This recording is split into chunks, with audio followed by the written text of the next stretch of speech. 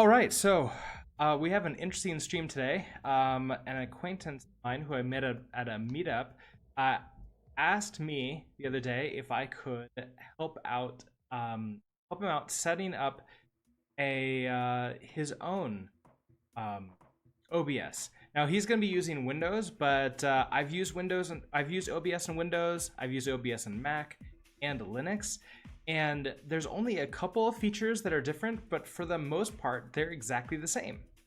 So I wanted to just sort of go through the settings that I have, maybe even set up a brand new scene. Because right now, if we take a look at this, this is what I've got. So cleaner. We can reset this and then get that all working. So first of all, if this immediately causes OBS to crash and I have to restart, sorry, and I'll be back as soon as I could. But I'm gonna create a new scene, and this should make the entire everything go blank. But I'll bring the microphone back up right away. Maybe what I should do is, before I do that, I'll show how to get the microphone. So right now, in the settings, audio, I have mic auxiliary. I've got this Yeti microphone, which is really awesome. I've never actually had a Yeti before. I was previously using a just the microphone on the webcam that I have, and that was decent and okay, but this is clearly a much superior device, and I still figuring out the perfect settings for it, also the perfect location to put it. It's just on a stand right now, but I do have a boom that I could put it on later. Anyways, if I like disable this, like if it goes away, now you can't hear me at all. Wait, I have to play.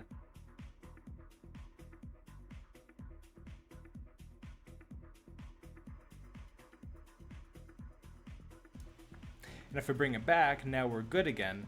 What's interesting though is that when I did that, it removed all of the audio filters. So now you're gonna hear the microphone as it is on its own. So with that being done, I'm going to switch to a new scene. And the first thing I'm gonna do is gonna bring back the mic. So it'll be a blank screen for a while.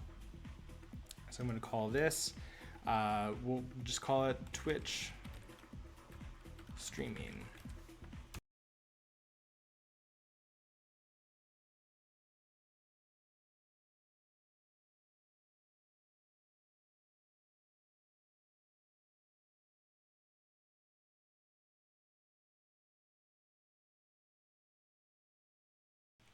Okay, so what ended up happening was everything got removed. All of the settings got reset, but I am still streaming.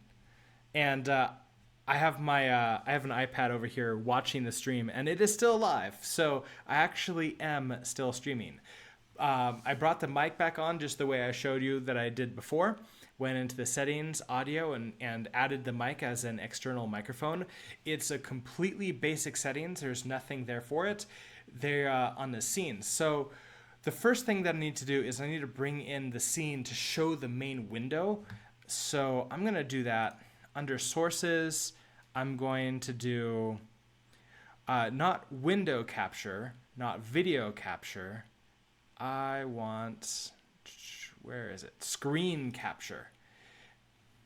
Now this might be actually named something slightly differently on Windows machines, like display capture instead of screen capture.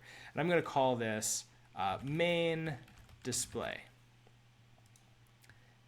And it shows the wrong display for me. So I'm going to switch over to screen one. Capture cursor is on so that it captures my mouse. These advanced settings are going to be different. X server, because I'm on Linux, I don't really need to care about that. So I'm going to click OK. And one thing you'll notice is that this window, it's only capturing the upper half. I'm going to do Control F to just center this and fit it to the screen. And then we have this back up. Okay. So now that we have this up, we can start talking about these scenes. Like the scene collection is really just a collection of settings for OBS. And we can switch back and forth it for different profiles. So that way, if I'm doing like, if I'm playing a game and I want to stream that out, I might switch over to the gaming setup. I know some people, when they stream, for example, with games, they'll create a new scene for every single game, so that way it captures only exactly what they want and doesn't capture, like, let's say, this desktop back here. All right, so one thing I like to do is rename these scenes. So I want them, I mean, I'm a programmer. I like to make things easy to read and understand what's happening. So I'm going to call this like the main scene.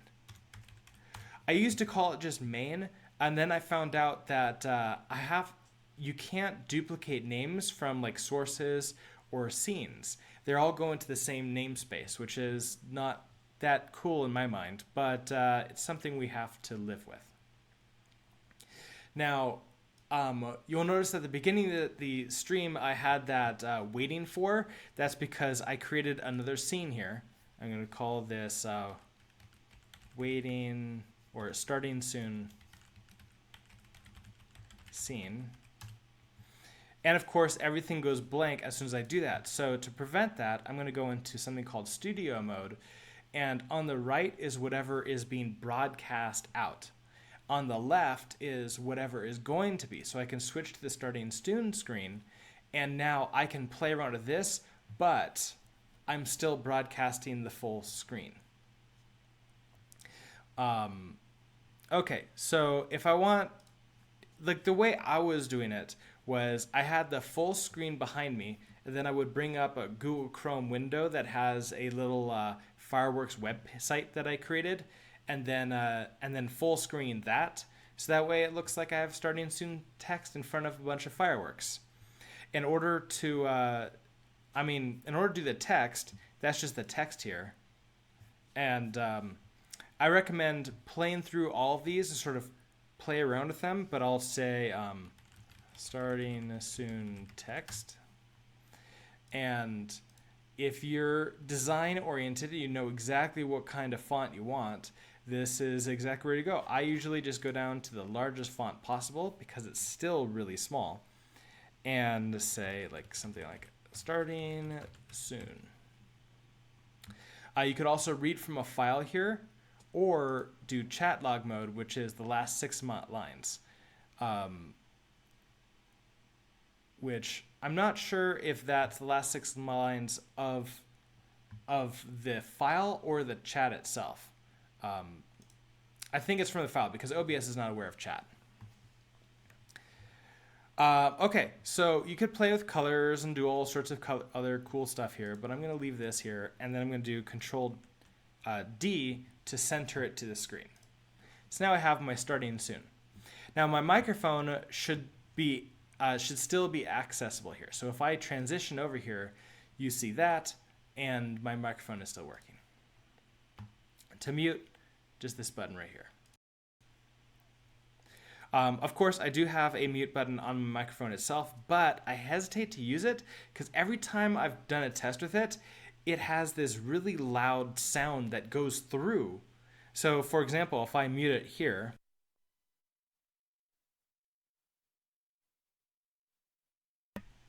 and unmuting, and if memory serves me correctly, you are going to get that sort of big loud button press sound, which is the physical button that I pressed, which is not all that cool.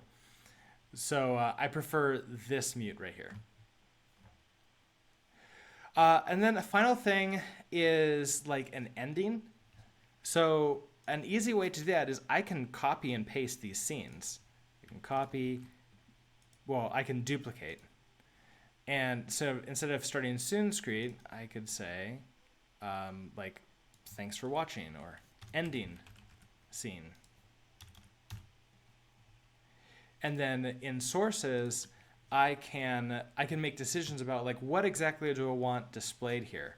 So now if I change this is a link. If I like come in here and change this to like thanks for watching.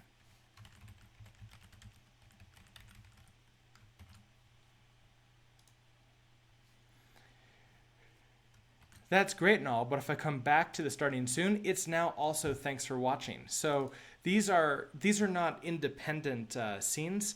They're linked together, sort of like objects. You're only getting a reference for it.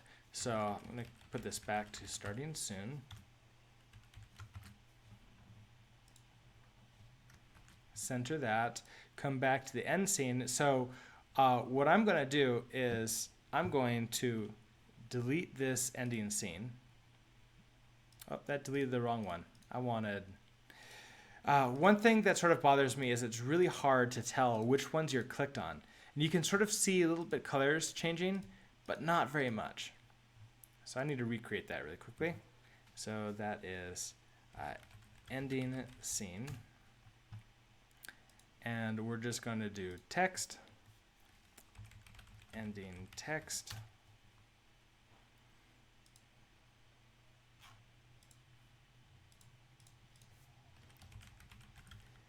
Thanks for watching.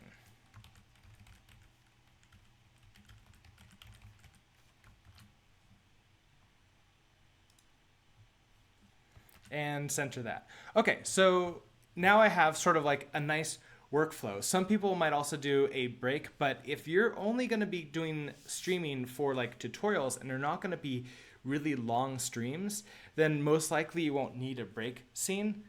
When I did the last Ludum Dare, I did need to create a very quick break scene, which I just left everything else going and I added a break sort of message to my main scene. So like I found some part of the screen that was kind of dark and I could put text in front of. One nice thing here is if I do anything to the scene, like if I decide to move this way up here like that, it doesn't affect this here until I hit transition, at which point it does affect it. Also, I cannot remember if by default the it is a cut transition. So if I do this, it's just instantaneous. Whereas if you switch to like, okay, it's a fade transition is what you want. And you can also say how many milliseconds it's going to take to fade away. I wonder if there's a cap to that. Like if I say 3 seconds and do something like that. Oh, that's just a normal transition. Oh, I think I can set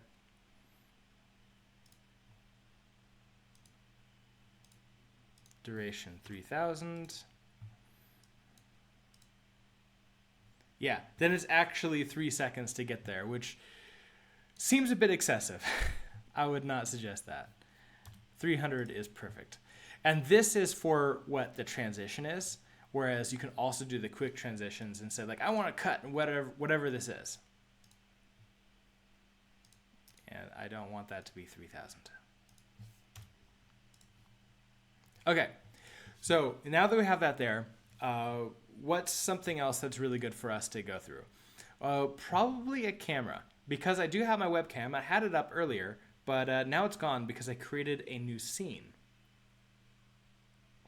Or rather, I created a new collection scene, which has a scene.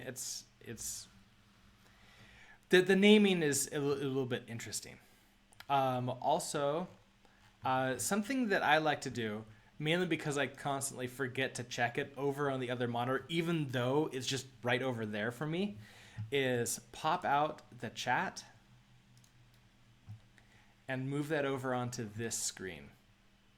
I know some people will set up a thing where it'll just appear on this screen, directly from the chat, but the chat itself is still on the other monitor. I just found that I wasn't really checking it, so I kind of like to put it in here. I might change that a little bit later. The iPad, I initially tried to use that for the chat, but I found that the mobile chat is really not good. It constantly loses the chat. It doesn't catch up. It's delayed. It's not all that cool. So we'll leave this here for my chat room. Okay, so let's add a camera in. So we cannot do that. There's no like video. Like the video is not for a camera here. We have to do that through a source. So we're going to say video capture device. We're going to say webcam. Webcam. Okay, so device, obviously I can do the one integrated into my my computer itself. And I have a cover on that, so it's not going to really display anything. And the 922. Now, this is something that I've noticed happen every once in a while, but it's not displaying. Like, if I do this, it's not really... It's like just sitting here and not actually switching over. And if I say OK, this is still... That's still the integrated camera. So this is like a problem with OBS that I've noticed. I don't know if it's only on Linux or if it's sometimes on other systems. What I could try to do is take this, like unplug it, replug it back in. Let's see if that makes it come back. Come back to webcam. And now suddenly it's back. So that's super annoying. It's one potential really good reason why you might want an external microphone and not just go audio through the webcam. Because if you have to like unplug it, you lose audio. But if you lose a webcam, that's not the worst thing in the world. All right, so input, resolution. Now, so this camera can go up to 2304 by 1536. It's the Logitech 920. I don't think it's the 922.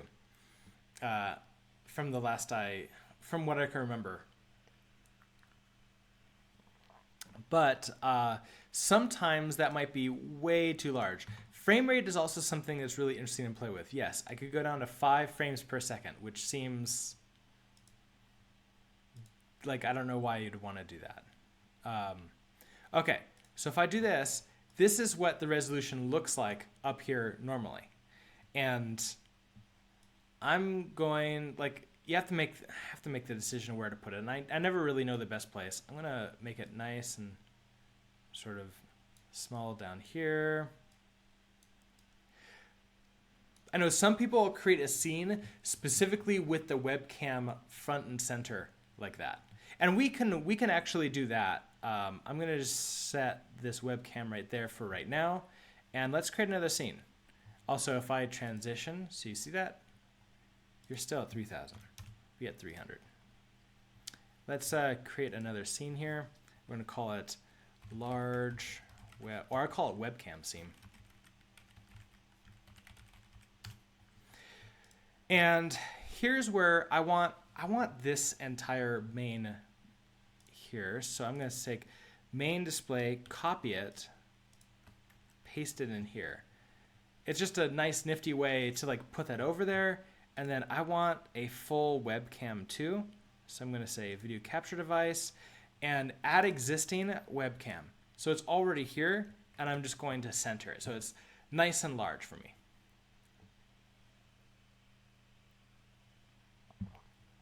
Okay, so if I switch over to that, now you actually see like the full webcam as I'm explaining stuff. Of course, the problem with that is that as I move this around, that's behind my face. So something that's easy to forget is which is the primary display we're running. That's why I always have like some monitor looking at the stream that I'm putting out, just in case I've forgotten to do something silly, like, you know, stop displaying my camera big. I'm going to switch back over to this. Okay, so let's go through the settings before we like finish configuring the audio or the webcam for the green screen or other things like that. One thing you'll notice is that I have both streaming and I'm recording this at the same time. That way I can take a high quality view, like copy of this stream and put it onto YouTube later if I so desire. I always forgot to start recording if I wanted to keep it, so I just make it automatically go. But that's in the settings here. So these settings, the window is a little bit odd.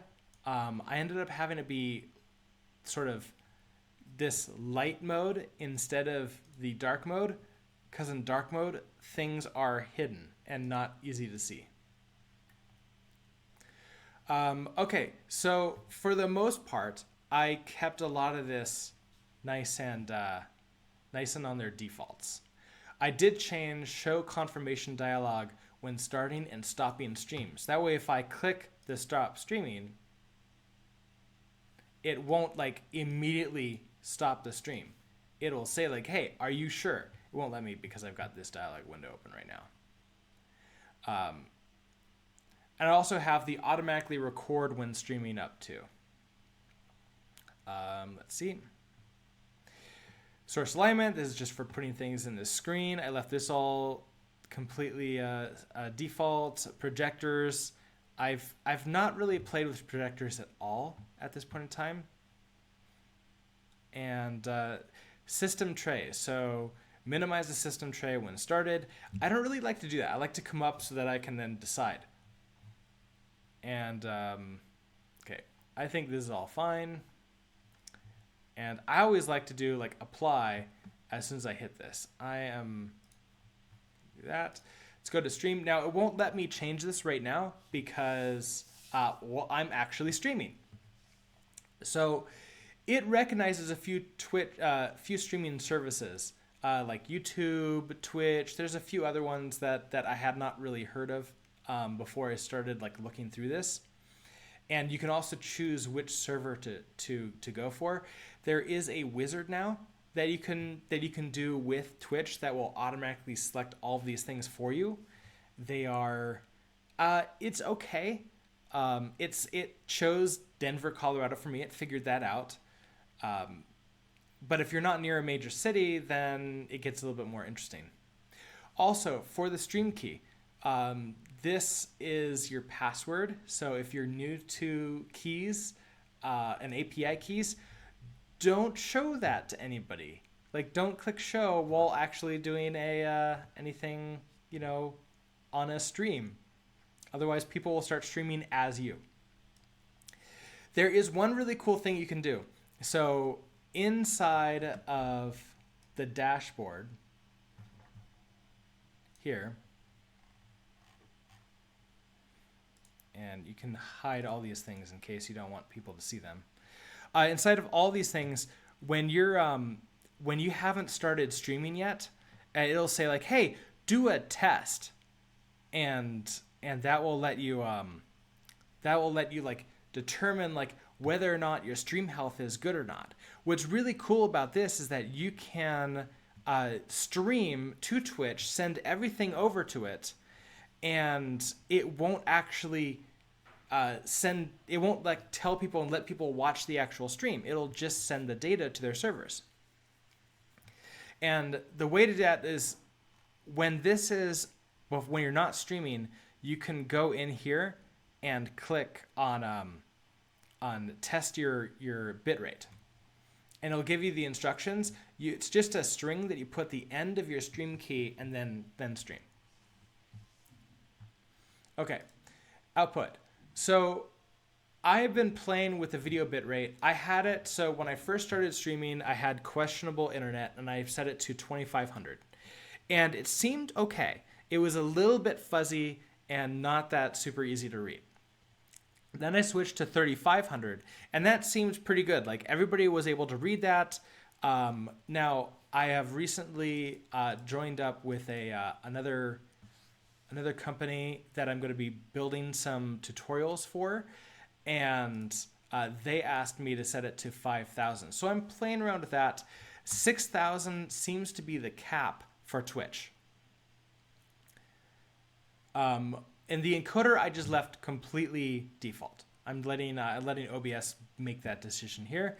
And then the audio bitrate, 128 is what I'm going for here. Now, I'm not a full audio person, nor am I an audiophile, so I'm not fully in the world that can tell you what the perfect bitrate is.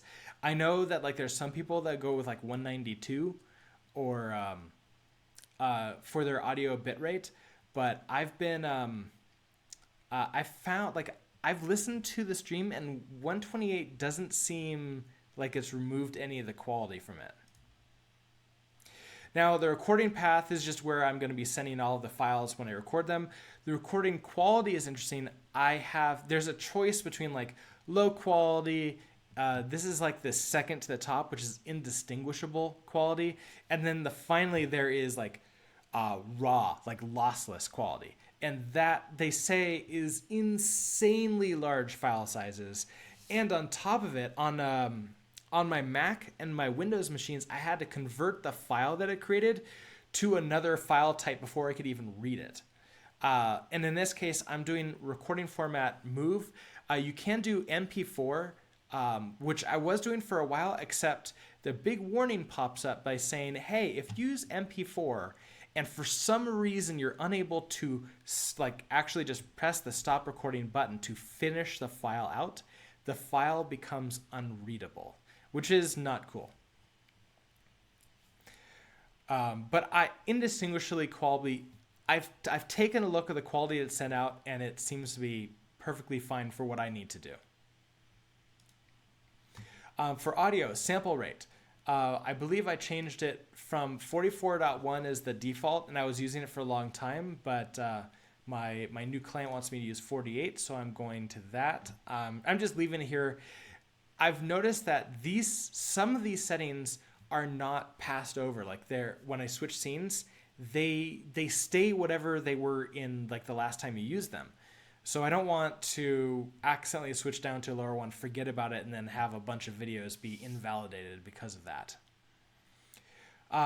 Channel, stereo, or mono. I mean, these days, always this. And here's where I'm able to add in the audio devices. So you'll notice right now, I don't have any background music playing.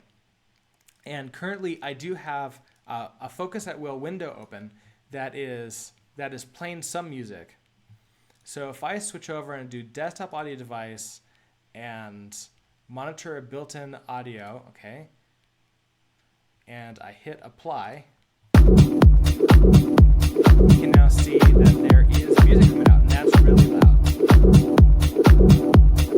I need to okay this and bring that down to like here. So sorry about that if you blasted your ears. But it's apparently the, let's see, audio. That's the fun I get for playing with reset settings in the middle of a live stream. Okay, so this is where you can have all sorts of other stuff. Now, the problem here with Linux sides is that if I want to listen to what OBS is listening to, I can't do that. I'm going to have to install some other software like Jax in order to be able to split the audio with like a virtual audio splitter, so that way I can listen to it through headphones as well as listen to it here. Now I can turn up the actual sound and listen to that, but then my microphone might pick that up. So that's not as cool. Hi Chantilly, welcome to the stream. And you can have many different audio microphones, which I've not found any need for whatsoever. And I've never needed to play with push to mute or anything. Like, I guess like push to mute, like you could make decisions like, okay, I want to mute right now. So let's go over to the video. I've set my base canvas to be 1920 by 1080. This monitor that I'm on is a 4K display, but I did try sending out 4K at one point in time. But what I found out is that if you're not a partner with Twitch, then whatever resolution that you send as is the resolution that your viewers are forced to watch it as. And by that, they have to download that resolution too, which is potentially not good for people with low internet. That's the one reason why I'm sort of playing around with this this bit rate here is I may need to sort of change this out. And I've not really tried this because this looks like I'm allowed to change. I wonder if I can do 3000 here. And so this may or may not just kill the stream, but we're going to try it out. I'm going to bring the stream health over here so we can watch it. I am currently not online. Did I lose my stream? No, I see myself on my iPad right now. Oh, silly Twitch.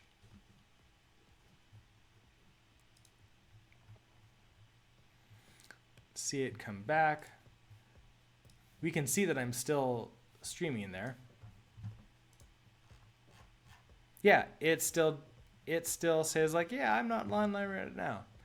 Let's try setting this video bitrate to 3000. I'm still streaming. I'm going to watch to make sure that this still works.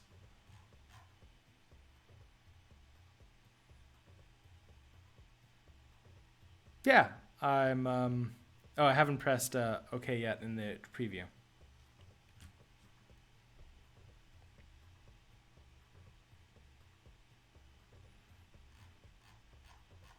And it seems to be good. I'm going to keep it there for like that, and hopefully you guys can see the if there's a major difference in the stream quality. Hey, Chris on Code, welcome to the stream. The iPad is just for monitoring. So there's this video preview right here, and I can use it to sort of look to see what's happening.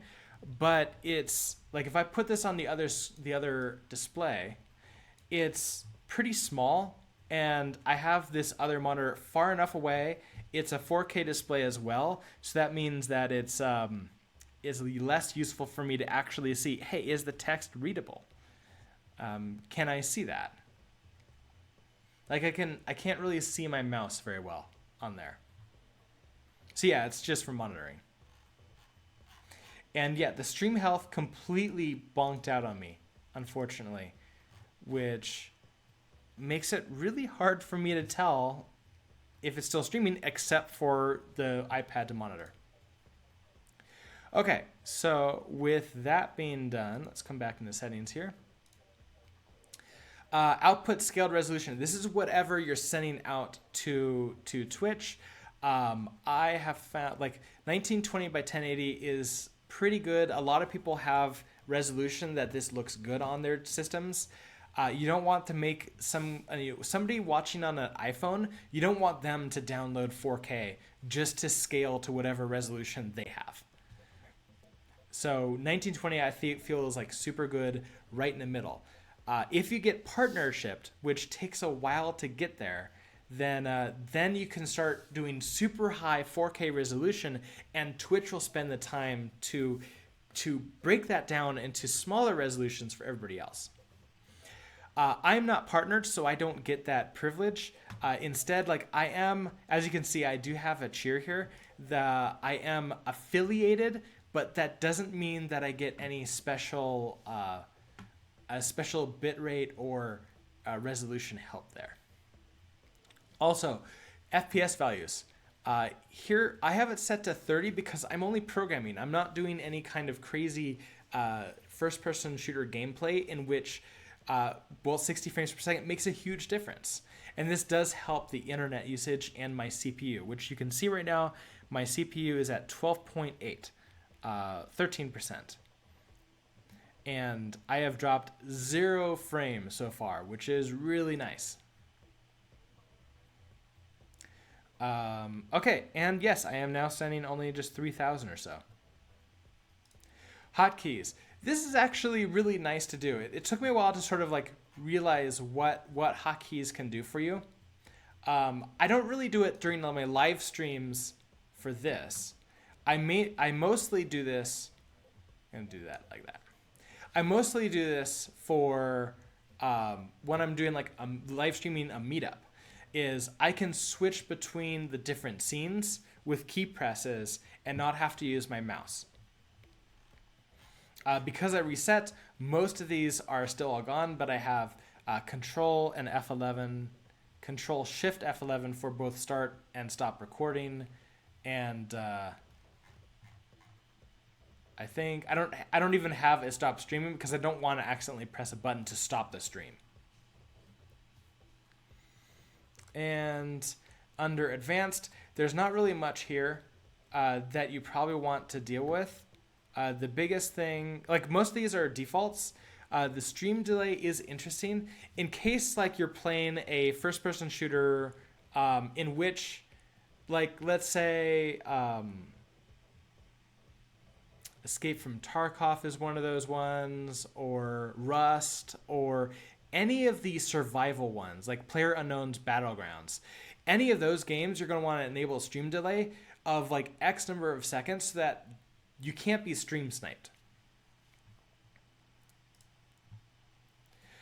Okay, so with that out of the way, let's go through and set up my what should we do first?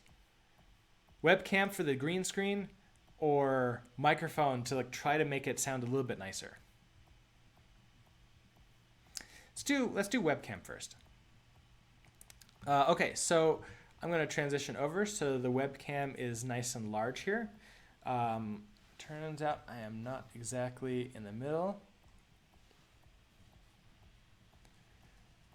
Webcam, perfect. Okay, so I am right in the middle of this webcam. I've got this green screen, which is really just a bunch of felt that's green behind me. And we're going to come into the webcam and go into filters. And I don't need any audio video filters. I'm going to be only playing with the effect filters. In fact, there's only audio filters here, except maybe a video delay, which I don't want to do. Okay, so effect. And in this case, there's so many things I can do here. Chroma key is what I want. Chroma key will allow me to do things to the green screen. And you'll notice that it just immediately worked right off the bat as soon as I did that. That's because this key color type is green. Now, if I set this to like blue, then that is not all that cool. You'll notice that I'm wearing a blue shirt, so I've completely disappeared. But that green screen also apparently got caught by that too. Magenta, okay, that doesn't really hit it at all.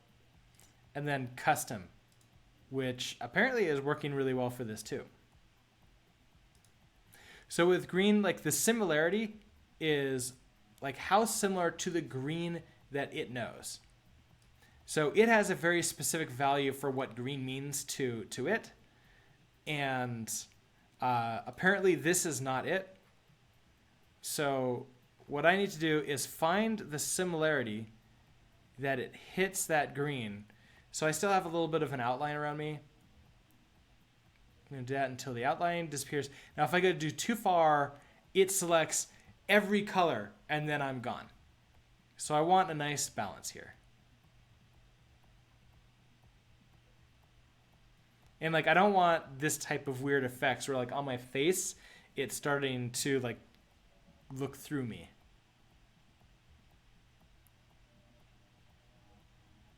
So just until the background fades out completely, and then we're good. So now I'm just sort of right in front of all the text and everything else. Smoothness. If we take a look at what this does, it's sort of playing with these values, and it's another way of like mixing with the similarity to try to like fine tune this. And for the most part, you don't really need to like know any about how this works, like what's going on behind the scenes. Just be willing to play around with it until you get it working. Now, the other thing is I am smaller on this other screen here, and you won't be able to see as many of the problems.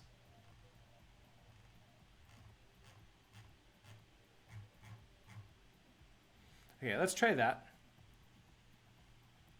And oh, you have me right in front. I'm going to transition back away from that. There we go.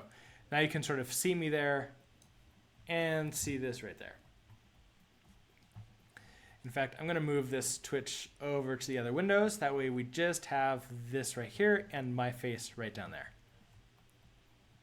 I can still see a little bit of an outline, but if I look at my preview here, I'll turn up my brightness so that I can see all the details. Yeah, I can't really see any of that in my preview down at the bottom. So I think we're fine. Color spill reduction, like again, this is like playing with the color. I can be completely black and white if I wanted to, or oversaturated. Probably the default of whatever this was is fine. Opacity, oh, in case I want to make myself like see-through. There's no reason not to be 100. Hey NG Battery, welcome to the stream. Need a disembodied head stream now? Oh, like where I could switch to blue, or I could wear a green shirt. That would make me disembodied. I don't actually have. Do I have anything green? I have a poker chip. I don't know if this. No, this actually is visible. That's sad. Okay, then the contrast, brightness, and gamma. In case you need to change any of these to once you played around with the other settings and you want to bring yourself back. Besides that, I don't really think there are any of these things that you really need to do. Like you could crop yourself to make sure that other things aren't visible, but I don't really see the need for that. One thing I noticed is right here, there is a crease in my, let's see, where is that? That's, it's right up here. I probably need to iron this thing. I've packed and moved it to the house that I'm in right now, and it's got a lot of creases in it. Also, I have the windows open, and if I turn on the lights that I have right behind the camera,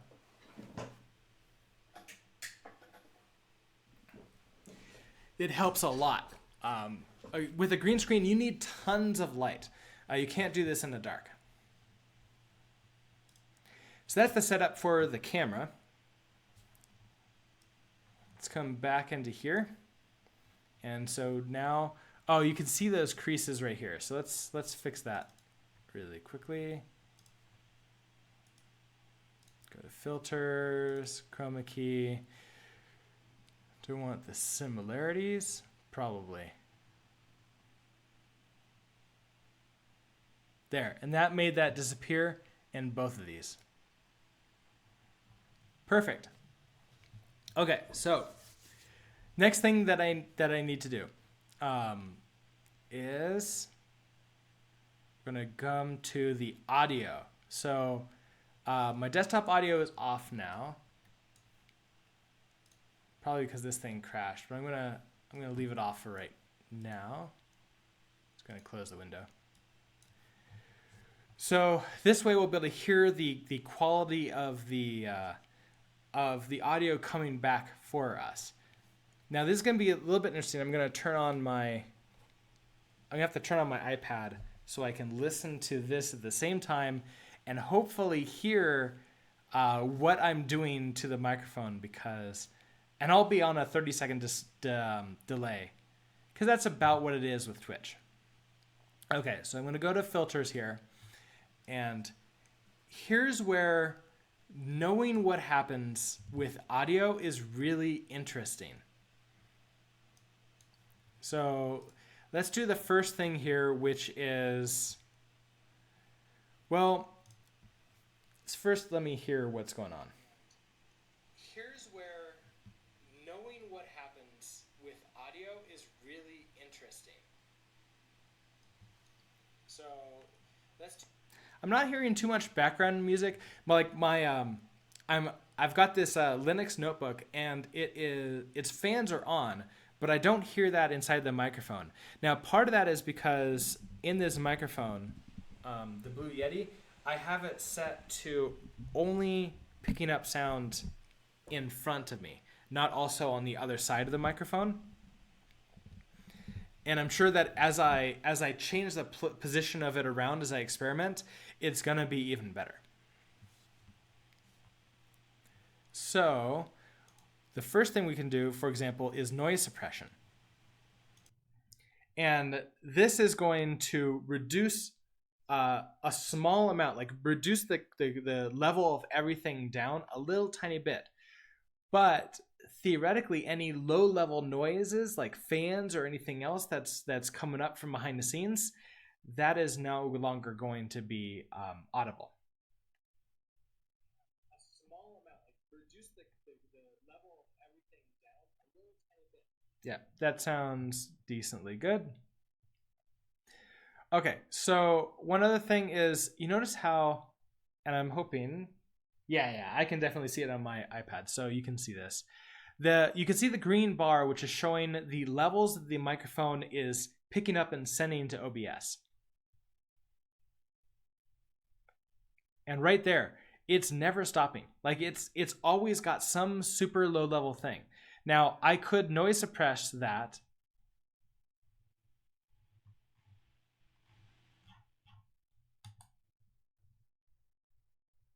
And try to make that like disappear so it's not there at all. But it's sometimes very hard to sort of play around with this and figure out exactly what the right settings for that. A lot of this is going to be just trial and error. So let's see how let's see going to 100 or going to 0, like the full amount. What does that sound like? Sometimes very hard to sort of play around with this and figure out exactly what the right settings for that. A lot of this is going to be just trial and error. So let's see how let's see going to 100 or going to 0, like the full amount. What does that sound like?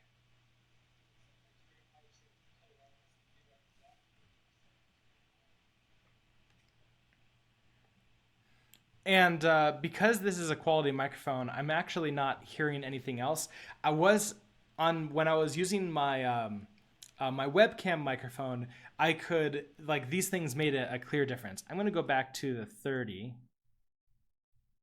which this was the default of. I'm just going to leave this here. I found that by setting up the defaults of these, it increases the quality quite a bit. Okay. That removes some the low level hums or other things you can get, and you may need to play around with it for your own setup. Now the next thing would be potentially a noise gate. So as soon as I installed that, notice that now as soon as I stop talking, the microphone no longer picks up any audio. It just goes to 0. This is pretty cool, but it has a potential problem here. It can cut off the audio. It can make it so that when I'm talking, it just suddenly decides, oh, you were a little bit quiet. I decided to turn off the audio. Or if I move a little bit to the side of the microphone so it doesn't pick up as much, it might decide to turn off. And then my words get cut off. It's not that good. I've heard some people say that noise gates are not really all that useful. I usually do turn it on, but I have been noticing with this new microphone that it's much higher quality. I don't need the noise gate as much. But the basic settings for this, close threshold is how, at what point of time, how quiet, what the minimum noise level do you want it to be before it just turns off the microphone. Notice that this is negative 32. It's a lower number than the open threshold. And the open threshold is, hey, you heard a sound, turn on, start actually recording and sending audio out. Attack time is going to be how long in milliseconds from when it decides to open, when it starts actually sending that audio out. Hold time is, okay, the close threshold has been reached, but how many milliseconds do we want to wait before we really do start to close? Just in case I'm in a breath between words. 200 milliseconds is not very long at all. I usually will come and like set this to almost a second, maybe even a full second, just in case I'm speaking very slowly. And release time is how long do I want this cut to be between like actually closing and being closed, or deciding to open and be fully open. 150 milliseconds is fast, but sometimes I feel that I need to go super fast so I don't have to start. And there we go. Now we can start talking to like activate the microphone. So these settings definitely worth playing around. Like you're never gonna be able to use somebody else's settings, because even if you have a Blue Yeti like myself, even if you put it down right in front of my computer, like in front of me in the stand, just like I have, the room is going to be in a different format. You're going to have different echoes. You're going to have a computer that has a fan or not on it. Maybe you'll have a desktop that's beneath the desk, and so therefore the noise doesn't come to you at all. Everything is going to be different every single time. Okay, so we have noise gate, and this seems to be working pretty well for me. I have I could even remove, like make it okay.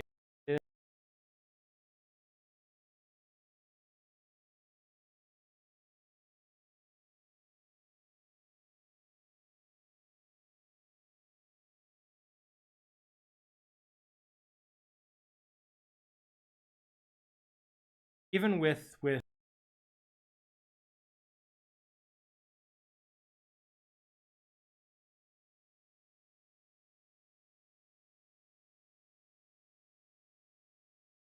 I made it so it doesn't open.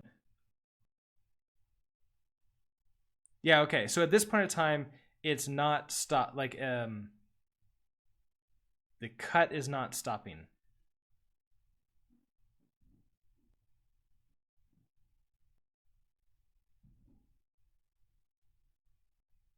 So I'm just going to move up until eventually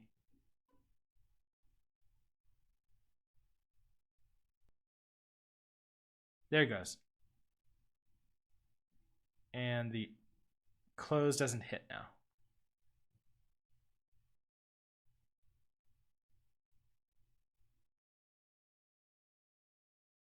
All right, that seems to be a good mix. Now it is staying, so you have to like sort of play with these until you hit exactly what you want it to do.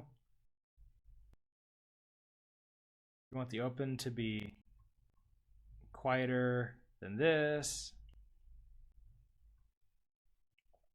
And if you ever screwed up, you can always just remove it and re-add it, and it'll be the default ones. I'm going to keep the noise gate out for right now because I don't really feel I need it with this microphone. Okay, gain is simply to just increase the volume, but it increases the volume of everything that the microphone is seeing, which may or may not be what you want. And the compressor is super interesting. This is the one that I've only recently learned how to use, and my knowledge of it is still a little bit weak, or actually a lot weak. But the theory between this is that you get to set what the maximum wavelength is of the audio coming in, and you can also set what the minimum wavelength. And by minimum wavelength, you say, hey, if you're below this wave, like if you're below the bottom of what I want the wavelength to be, auto apply a gain to bring that up. But if you're above the maximum wavelength I want you to be, apply a noise suppression to bring it down. So theoretically, you can make it so that you can be very quiet, but at the same time, very loud, and it will all sound like the same volume or very similar volume. So that way, if something super loud happens and I like sneeze into the microphone, or I accidentally like hit it or do something else, it won't blow your ears out. What I've found is setting these over to the left here and then reducing the output gain really helps out with this, but it probably makes me sound very, very quiet now. So I now need to test where I am. What I found is setting these over to the left here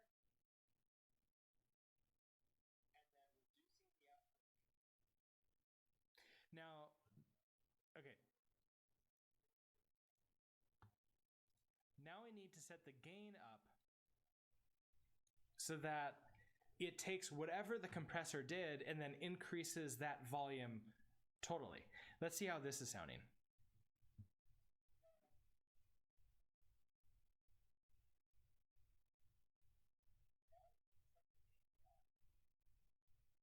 So that it takes whatever the compressor did and then increases that volume totally.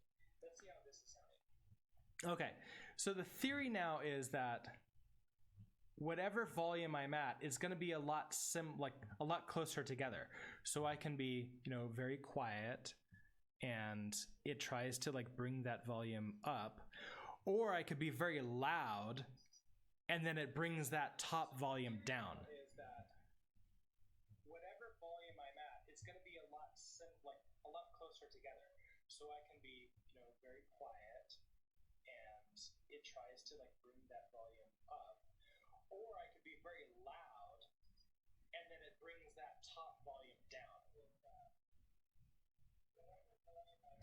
Hey Slayer Darth, welcome to the stream. Yes, this is actually Budgie Ubuntu. So it's sort of a play on Ubuntu with a Budgie desktop theme.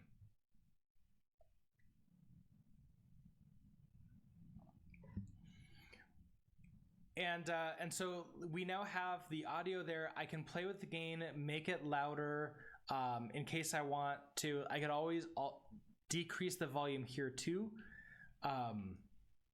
It's I can increase the gain there and then decrease the volume here a little bit. And that way I can customize how I want the microphone to sound for myself.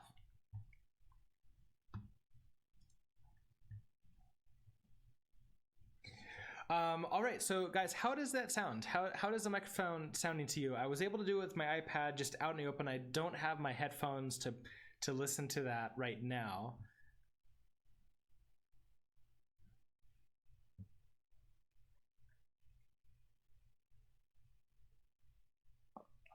Much better now? Awesome. So yeah, that's sort of a quick tutorial on how to set up the microphone, how to set up a webcam with the green screen. If you have some alternate screen that's you just set those colors in the same way. How to set up the bitrate, which this bitrate is back now apparently. And showing that I'm around 3000. The bitrate is changeable in the middle of a stream apparently. You don't have to restart for that change, which is pretty amazing and cool. And how to change scenes. And I think that's pretty much everything to cover.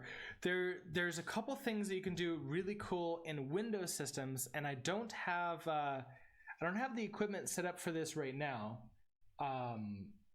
which is on a Windows computer running OBS. There is one last thing you can do called browser source, which allows you to load up a browser window and overlay it on top of the entire screen. And anything that is not, set as a color is just going to be complete see-through. So if you have a browser source and you put in some basic, let's say fireworks like I had originally done, then it will display that on top, and that's how a lot of other streamers have the things appearing on screen, like the cup for tips or bits, or the recent followers or anything else. Those can all be set up via an overlay. Now I can't do that, but Twitch now has these new extensions that I can run on Twitch's servers as opposed to my own. And that's going to be something we play with probably one of my next projects. So that way I can get that overlay goodness here without having to switch over and use a Windows machine. You try to install OBS on your Office Mac so you can alternate between displays for a demo.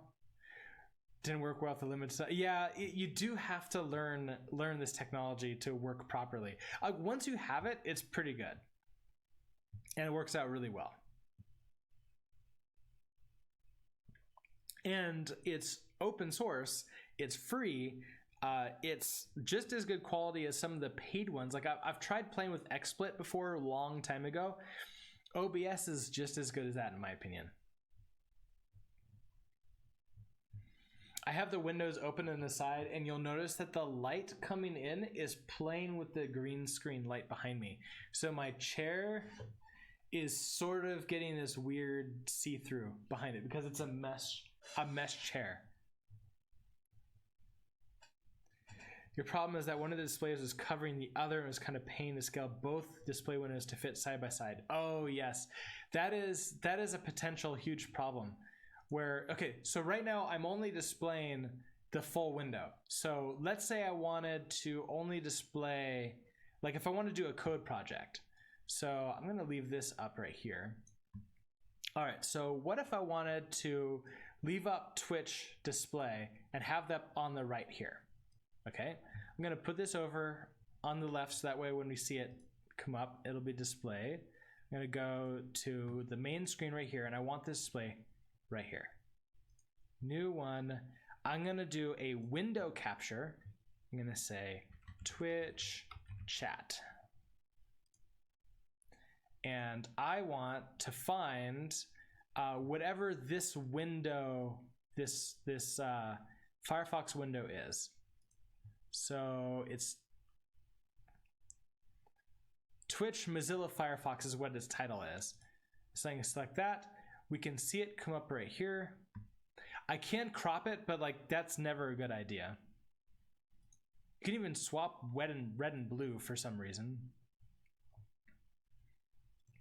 I can put a border around it, do all sorts of, I can even, I'm gonna not capture the cursor in case I cover over it. Put that in here. It now appears huge over here. So I'm going to reduce the size of this down. I'm going to put it on the right here.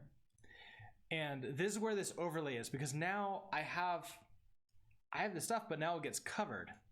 So I want to now take this display and reduce it so that it's something like this and transition. Now let's see if that chat is actually readable.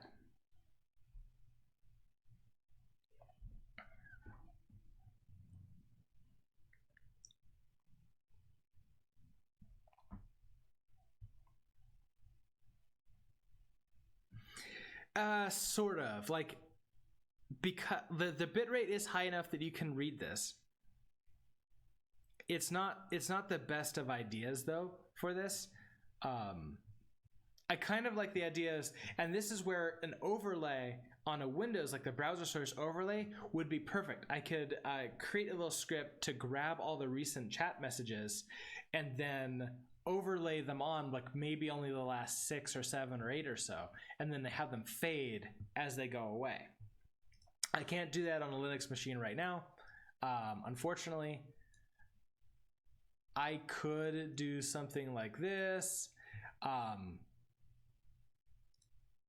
But it's questionable at how useful. Now I have a bunch of black space though around here, but you'll notice that some streamers actually use this to say like, okay, like this is the streamer over here. I can put my head now. I can, you know, make myself nice and large right here and take up that space. I still have this space to worry with. I can move that down or up and make decisions upon what I want to do with it. This makes it look a little bit better. But where it gets really interesting is, what if I don't want to display like the full display here on its own? What if I wanted to only show OBS itself? Well, I can do that again. I can now come here and say window capture. I'm going to say OBS. And I want OBS Studio. This time I will capture the cursor. I'll say OK. They came in really big, so I'm going to full screen that and reduce that down, put this over here, and now with my main display, I'm going to just full out delete it.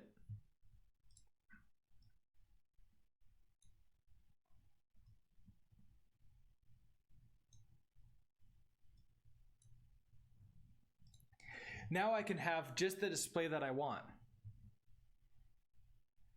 and play around with this. And in this way, I can now set up however I want this.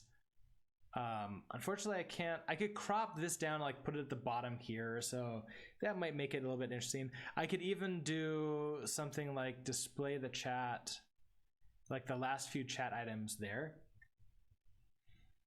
And now this is allowed to get like maybe slightly bigger, or like move it around.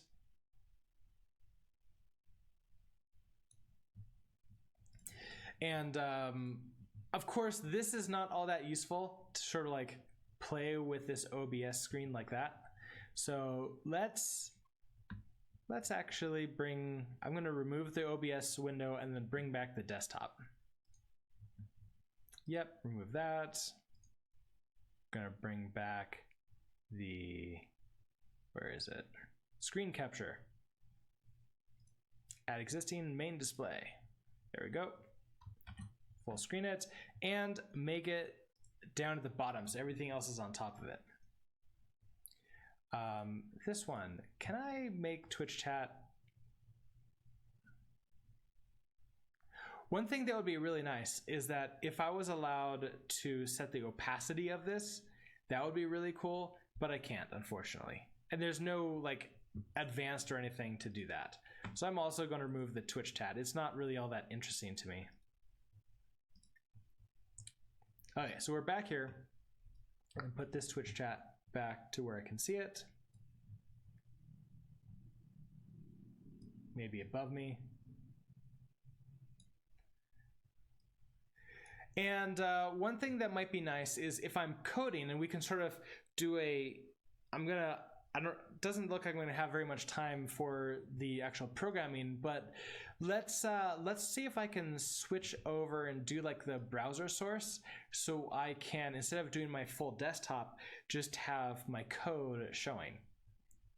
Then maybe I can try like that split screen back and forth, like left and right. So let's open up a terminal. So initially I have it just looking like this, but let's actually bring that over here, do a window capture. I'll say terminal.